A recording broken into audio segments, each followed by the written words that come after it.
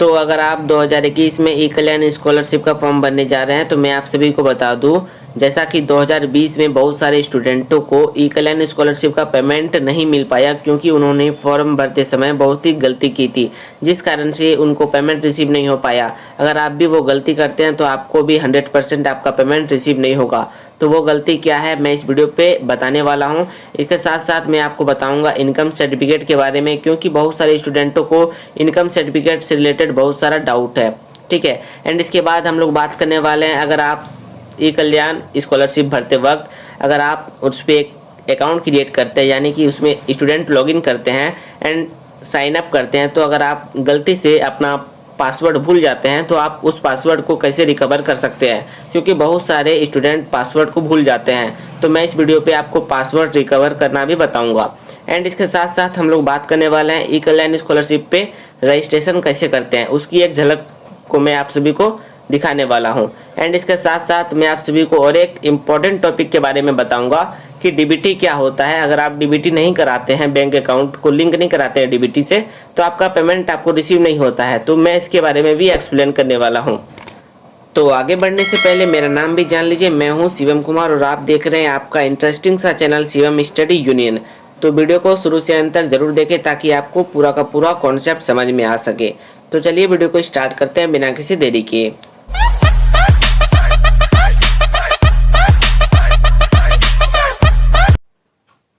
तो सबसे पहले हम लोग इस वीडियो पे बात करने वाले हैं इनकम सर्टिफिकेट की, क्योंकि इनकम सर्टिफिकेट को लेकर के बहुत सारा डाउट आ रहा है स्टूडेंटों को। एंड इसके साथ इनकम सर्टिफिकेट जो है वो बहुत ही इंपॉर्टेंट डॉक्यूमेंट्स है ई कल्याण स्कॉलरशिप के दृष्टिकोण से, क्योंकि अगर आपका इनकम सर्टिफिकेट अगर गलत हो जाता है तो आपको झारखंड ई कल्याण स्कॉलरशिप का पेमेंट रिसीव नहीं हो सकता है। ठीक है, मतलब ई कल्याण आपको पेमेंट नहीं देगी। तो यह आपके लिए बहुत ही इंपॉर्टेंट है। तो मैं आप सभी को बता दूं आपका इनकम सर्टिफिकेट के बारे में।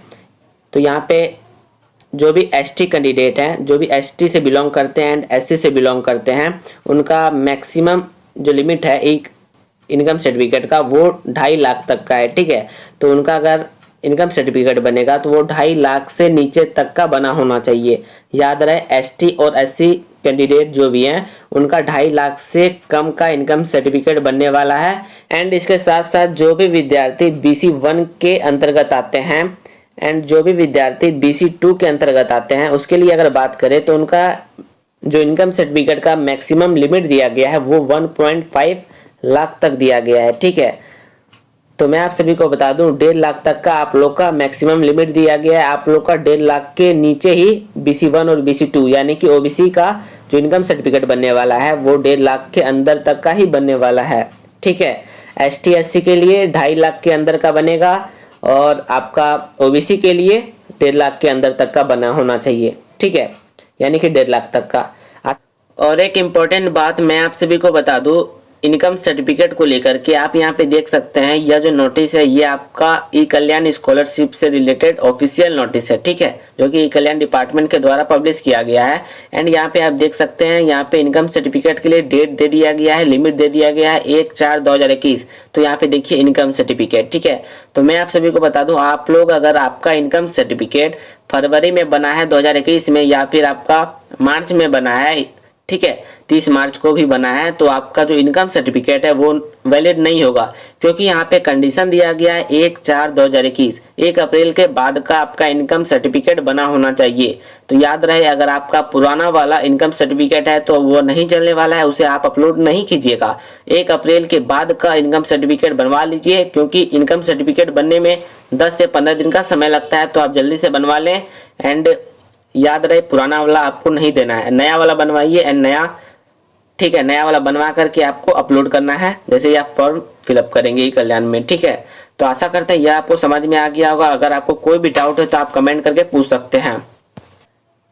तो चलिए अब हम लोग बात करते हैं हमारे दूसरे टॉपिक। हमारा जो दूसरा टॉपिक है वो यह है कि फॉर्म फिलअप करते समय हमें किन किन बातों का ध्यान रखना होगा। तो सबसे पहले बताने से पहले मैं आप सभी को बता दूं आप लोग का जो फॉर्म भराना है वो स्टार्ट हो चुका है 26 जुलाई से ही। आप यहां पे देख सकते हैं ई कल्याण के ऑफिशियल वेबसाइट पे जैसे आएंगे तो आपको इस तरीके का इंटरफेस मिलेगा। एंड यहां पे देख सकते हैं अप्लाई नाउ, एंड यहां पे क्लिक करके आप अप्लाई कर सकते हैं, रजिस्ट्रेशन कंप्लीट कर सकते हैं यहाँ से। ठीक है, एंड आप लोग का जो लास्ट डेट है वो 30 सितंबर तक दिया हुआ है। एंड जब आप लोग फॉर्म फिलअप करेंगे तो आप लोग को पहला बात जो है वो आप लोग को ध्यान रखना होगा, आप लोग हर एक चीज़ आप लोग को कैपिटल लेटर पे लिखना होगा, ठीक है। आप लोग स्मॉल लेटर का यूज नहीं करेंगे। दूसरा जो बात होता है वो आप लोग Aadhaar number, bank account number, IFSC code जब इंटर करेंगे तो आप लोग को हर एक नंबर करेक्ट डालना है, ठीक है। तो एंड उसके बाद जब आप लोग डॉक्यूमेंट्स अपलोड करेंगे तो आपको किसी भी दूसरे व्यक्ति का डॉक्यूमेंट्स अपलोड नहीं करना है, आपको खुद का अपलोड करना है। आप जाकर के चेक कर लेंगे कि हमारा ही डॉक्यूमेंट्स है कि नहीं है। दूसरे का अगर गलती से भी अपलोड कर देते हैं तो आपको इससे भी आपको ई-कल्याण स्कॉलरशिप का पेमेंट रिसीव नहीं होगा, ठीक है। और एक इम्पॉर्टेंट बात मैं आप सभी को बता दूं, बहुत सारे विद्यार्थी क्या करते हैं, अगर उन सभी का डॉक्यूमेंट्स अगर रेडी नहीं रहता है तो वो क्या करते हैं, एडिट करके दूसरे का डॉक्यूमेंट्स अपलोड कर देते हैं। जैसे कि इनकम सर्टिफिकेट अगर उनका रेडी नहीं है, या फिर रेसिडेंशियल, या फिर आपका कास्ट सर्टिफिकेट, कोई भी सर्टिफिकेट अगर आपका रेडी नहीं है और आप दूसरे का इनकम, रेसिडेंशियल या फिर किसी भी तरीके का डॉक्यूमेंट्स अपलोड कर देते हैं, एडिट करके अपना नाम डाल करके किसी भी तरीके से अपलोड कर देते हैं, ऐसे में क्या होता है, आपको तो ई-कल्याण स्कॉलरशिप का पेमेंट मिलेगा भी नहीं, और इसके साथ साथ आपको आपके ऊपर कानूनी कार्रवाई भी की जाएगी, और इसके साथ साथ आपको जेल भी हो सकता है, ठीक है। याद रहे, आपको किसी भी तरीके का फर्जीवाड़ा नहीं करना है, आपको डुप्लीकेट सर्टिफिकेट अपलोड नहीं करना है, ठीक है।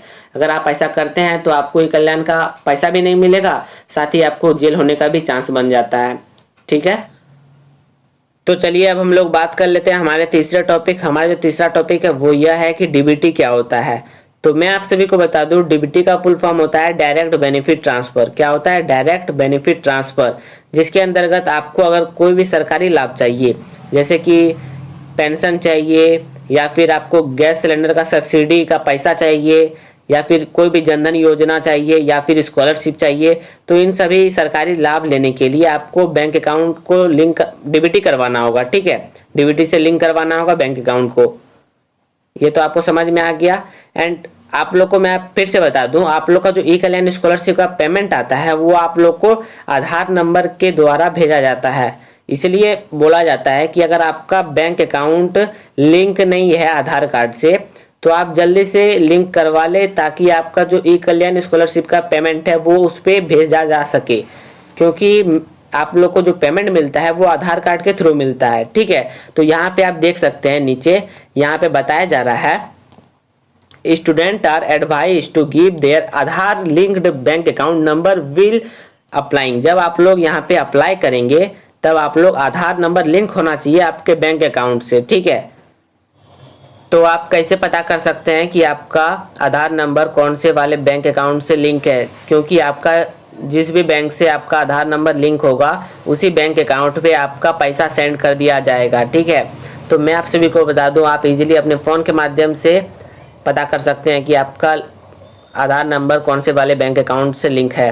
तो इसके लिए आपको सिंपल से गूगल क्रोम को ओपन कर लेना है, एंड 3 डॉट पे क्लिक करके आपको इसे डेस्कटॉप मोड पे ओपन कर लेना है, ठीक है। तो जैसा कि हम यहाँ पे देख सकते हैं, डेस्कटॉप मोड पे हमने ओपन किया है, एंड आपको सिंपल से यहाँ पे सर्च करना है ई-कल्याण। तो आप जैसे ही यहाँ पे ई-कल्याण सर्च करते हैं, इसके बाद आपको यहाँ पे देखने को मिलेगा इसका लिंक, ऑफिशियल लिंक यहाँ पे है। तो आप इस पे जैसे ही क्लिक करेंगे तो आपको यहाँ पे इस तरीके से इंटरफेस देखने को मिलेगा, एंड आपको नीचे स्क्रॉल करके आना है, एंड यहाँ पे आपको और एक ऑप्शन देखने को मिल रहा है, student are check their Aadhaar link bank account number status. And यहीं से आप चेक कर सकते हैं कि आपका बैंक अकाउंट किस लिंक है कि नहीं आधार कार्ड से, ठीक है।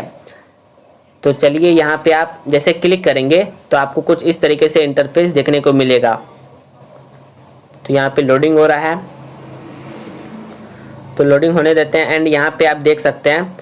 एंड आपको यहाँ पे क्या करना है, सिंपल से अपना आपका जो आधार नंबर है वो दे देना है, एंड यहाँ पे आपका सिक्योरिटी कोड जो कि आपका कैप्चा कोड है, ठीक है। जैसे ही आप कैप्चा कोड फिल करेंगे आप, एंड जैसे ही आप सेंड OTP पे क्लिक करते हैं तो आपका जो भी नंबर आपके आधार नंबर से लिंक होगा उस पर आपका OTP जाएगा। तो आप जैसे OTP को डालते हैं, यानी कि इंटर करते हैं, तो इंटर OTP पे क्लिक करके आप OTP को इंटर कर दीजिएगा। उसके बाद आप ओके करके आगे बढ़ जाइएगा। जैसे ही आप आगे बढ़ेंगे तो आपको इंटरफेस देखने को मिलेगा, जहाँ पे आपका इस तरीके से फैचिंग अकाउंट आपको बता दिया जाएगा कि आपका बैंक अकाउंट इस वाले बैंक अकाउंट से है। जैसा कि आप स्क्रीन पे देख सकते हैं, कुछ इसी तरीके से आपको इंटरफेस देखने को मिलेगा, ठीक है।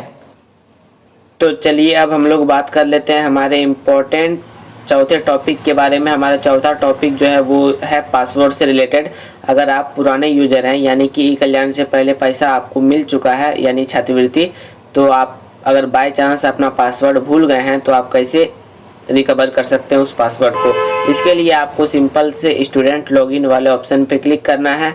तो जैसे ही हमने स्टूडेंट लॉगिन पे क्लिक किया तो कुछ इस तरीके से आपको वेट कर लेना है। एंड यहाँ पे आपको देखने को मिल रहा है sign up and sign in.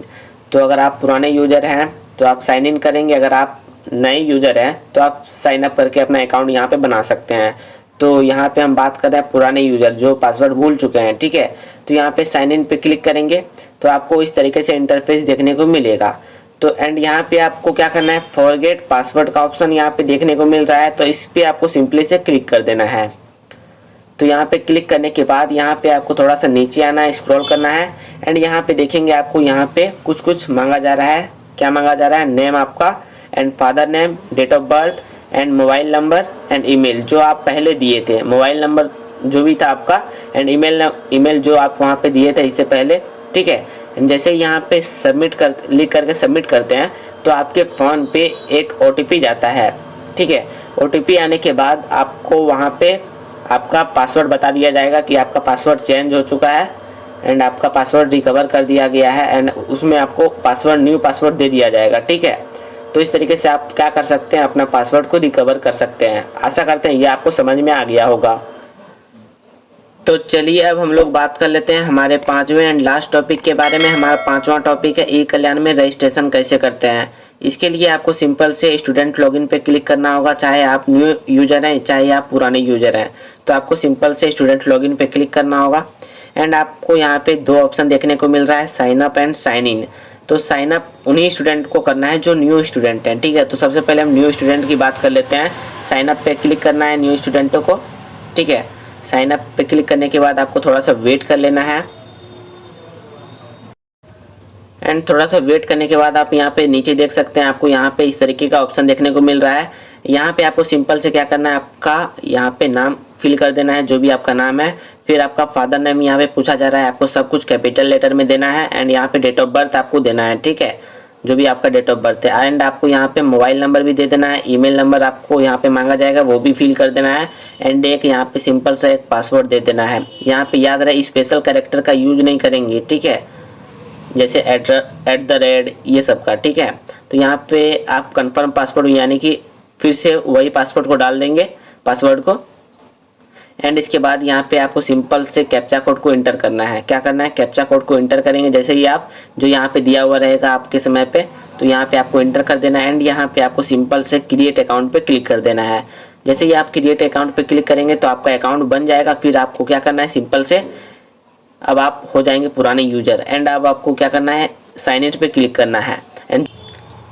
And आप जैसे ही यहाँ पे साइन इन पे क्लिक करते हैं आपको यहाँ पे कुछ इस तरीके से इंटरफेस देखने को मिलता है। आपको यहाँ पे 3 तरीके से आप लॉगिन कर सकते हैं। तो पहला स्टूडेंट लॉगिन है, ठीक है, जिसमें कि आप नाम के द्वारा लॉगिन कर सकते हैं। सिर्फ नाम डालिए, पासवर्ड डालिए और फिर आप कैप्चा कोड डालिए और साइन इन कर लीजिए, इंटर हो जाइएगा, ठीक है। उसके बाद है आपका ऑप्शन ईमेल के द्वारा, ईमेल डालिए, पासवर्ड डालिए। तो यहाँ पे हम ईमेल पे क्लिक करते हैं, ठीक है। तो ईमेल पे क्लिक करेंगे तो आप यहाँ पे देखेंगे सिर्फ ईमेल मांगा जा रहा है, पासवर्ड मांगा जा रहा है। उसके बाद जो कैप्चा कोड यहाँ पे दिया हुआ रहेगा आपको यहाँ पे सिंपल से फिल कर देना है, ठीक है, भर देना है।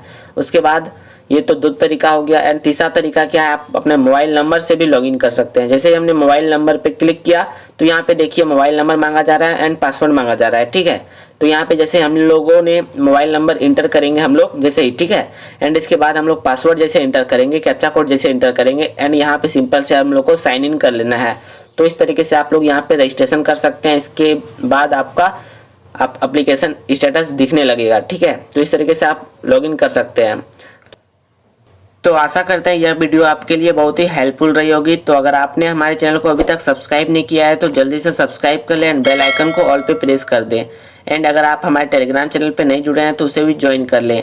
इसके साथ साथ अगर आपको हमसे कांटेक्ट करना है तो आप हमें इंस्टाग्राम पे भी फॉलो कर लें। एंड आपका अगर ई कल्याण से रिलेटेड कोई भी क्वेरीज है तो आप हमें इंस्टाग्राम पे डायरेक्टली पूछ सकते हैं, मैं आपका 100% जवाब दूंगा, ठीक है। तो हमारा इंस्टा आईडी है झारखंड वाले, आप जाकर के उसे फॉलो कर लें।